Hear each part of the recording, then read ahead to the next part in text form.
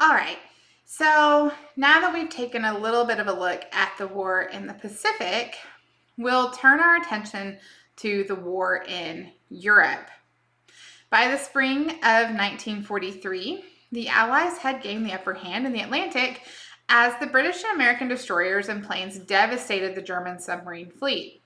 By July of 1943, American and British forces invaded Sicily, beginning the liberation of Italy.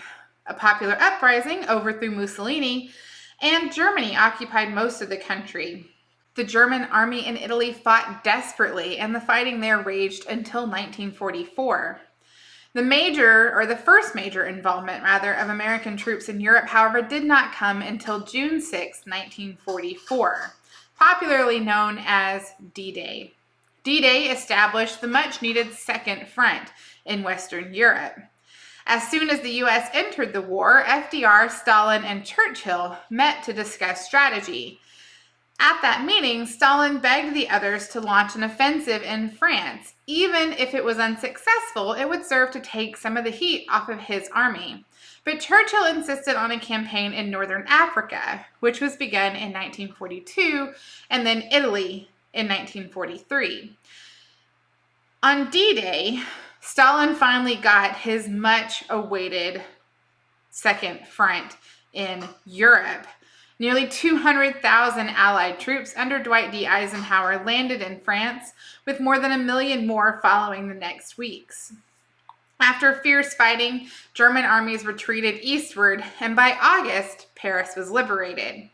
The crucial fighting in Europe took place on the Eastern Front between Germany and the Soviet Union, though. More than 3 million German troops took part in the invasion of Russia in 1941, codenamed Operation Barbarossa, and after sweeping through western Russia, German armies launched the siege of Stalingrad in August of 1942.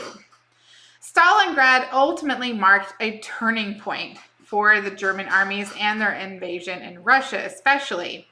Bolstered by an influx of American supplies, the Soviets were able to force the German troops out, first of Stalingrad and then out of Russia altogether. As 1945 dawned, Allied victory was assured. In December of 1944, in a desperate gamble, Hitler launched a surprise counterattack in France. The surprise attack pushed Allied forces back by 50 miles, creating a large bulge in the line. Hence, the battle got the nickname, the Battle of the Bulge. It was the single largest battle ever fought by the U.S. Army and resulted in 70,000 American casualties. However, by early 1945, it was clear that the assault had failed and the line had been reestablished. By March of that year, American troops had crossed the Rhine River and entered the industrial heart of Germany. It was as American troops were entering Germany itself that the American armies came face to face with the worst of Hitler's atrocities. After his armies initially penetrated Eastern Europe, he embarked on his final solution. That was the mass extermination of undesirable people, including Slavs, Gypsies, homosexuals, and above all, Jews. By 1945, roughly 6 million Jewish men, women, and children had been killed in the Nazi death camps, a horrifying culmination of the belief in a master race, something that we've discussed in class before. It was, in fact, the American eugenics movement that gave Hitler much of his ideas. And to give you a little bit more explanation on this, I have a video. Nazi Germany embraced the eugenics movement from the United States and just upped it in its efficiency. It should now be apparent that Germany's racial theories did not take place in a vacuum, nor can the fundamental philosophies and beliefs that would eventually lead to the atrocities of the Nazi state be attributed solely to German authorities. In fact, German scientists expressed a great affinity towards U.S. eugenic laws. A young Adolf Hitler wrote positively of the U.S.'s immigration restrictions, more specifically how the law refuses immigration on principle by simply excluding certain races for naturalization, in his book Mein Kampf. Shortly prior to mobilizing the most comprehensive eugenics legislation in modern history, Gerhard Wagner, head of the National Socialist Physician League, stated that America's eugenic policies should be used as a model for Germany to follow. Marie Kopp of the American Committee on Maternal Health proclaimed that the Nazi system of seeking out those to be sterilized was administered in entire fairness and was formulated after careful study of the California experiment, which had been responsible for 2,500 of the 3,000 involuntary sterilizations in the U.S. prior to 1924. The ERO boasted on how the German statute on race hygiene read almost identical to Laughlin's model sterilization law. Laughlin had such a significant impact on Nazi racial legislature that he was awarded an honorary degree from the University of Heidelberg. Laughlin thanked the university for reaffirming the common understanding of German and American scientists of the nature of eugenics.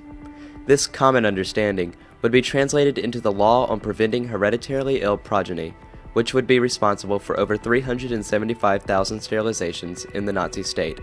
A number so impressive, one American eugenics advocate complained, "The Germans are beating us at our own game." The sterilization program of the Nazi state, modeled after Laughlin's law and other U.S. eugenic theories, would be a gross prelude to the exterminations of the Holocaust. But even before the gas chambers were opened for the racist and anti-Semitic persecutions we know all too well, they were opened, in October 1939, for the systematic murder of the mentally ill citizens of Germany. Sadly, this practice was not faced with nearly as much stigmatism within the states, as euthanasia had long been discussed by American eugenicists as a solution for the feeble-minded.